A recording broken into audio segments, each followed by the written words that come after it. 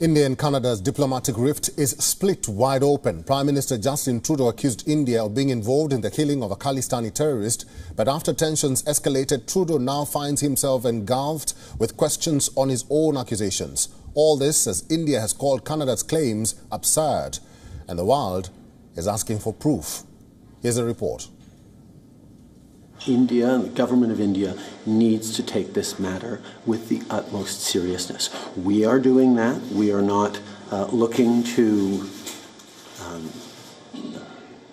provoke or escalate.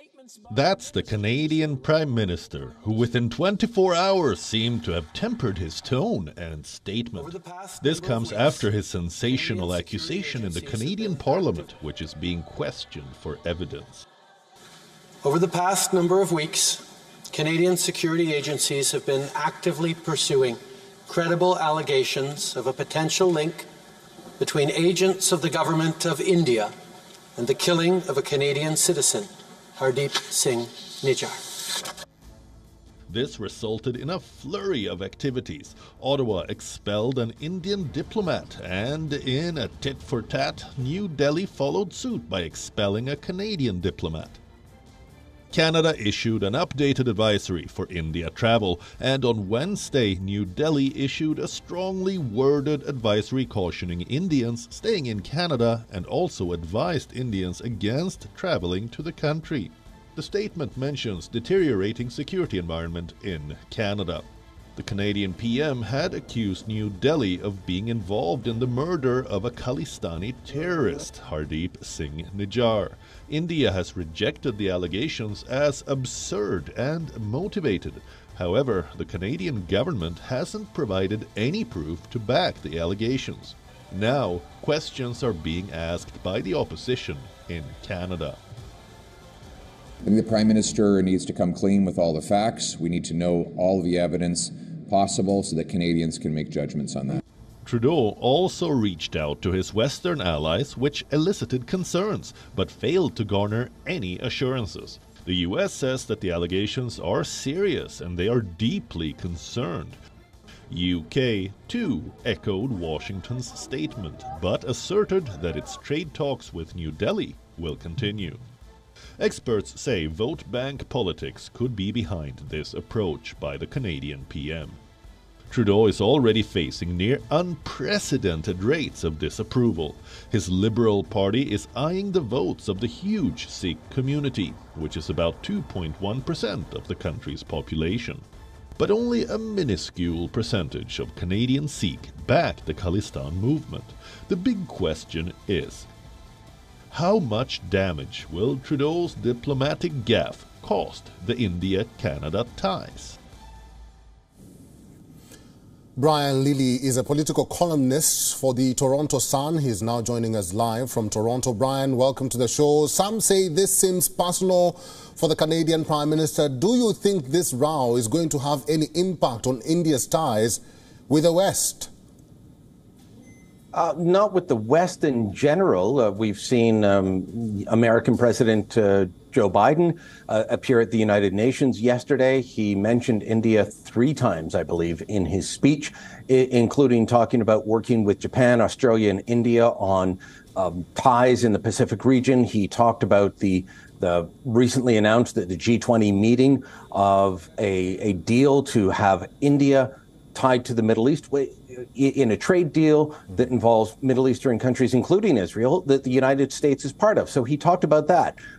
Late yesterday, the American Defense Department put out a statement regarding the ongoing defense ties between the Americans and India. And as your report mentioned earlier, Rishi Sunak of the United Kingdom saying that he's going to continue to pursue trade ties with India, which Canada was doing until this became a thorn in the side of relations between our two countries. So it appears that it will be a thorn in the side of relations between Canada and India, but not the West and India. And I think that is, quite frankly, due to India's growing prominence in economic terms, both as a standalone country, but also as a counterweight to China.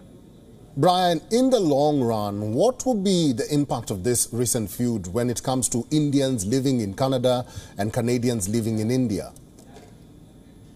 I don't think that there's going to be much. I saw the Indian government put forward the travel advisory, and I'm sorry, but that is a bit of a joke. There is no danger to Indians living in Canada at this point. I mean, the accusation is that this man, Hardeep Singh Nijjar, who was originally from India, a Canadian citizen, was killed by agents of the government of India. So if that is true, how does saying Indians living in Canada need to be worried about their safety really, that rings hollow, quite frankly. Right. There's a large Indian community surrounding where I live here in Toronto, in British Columbia, in Calgary, in Alberta, in straight across the country. There is a large and proud Indian community, but both Sikh and otherwise. There's a big push on to talk about how large the Sikh diaspora is, but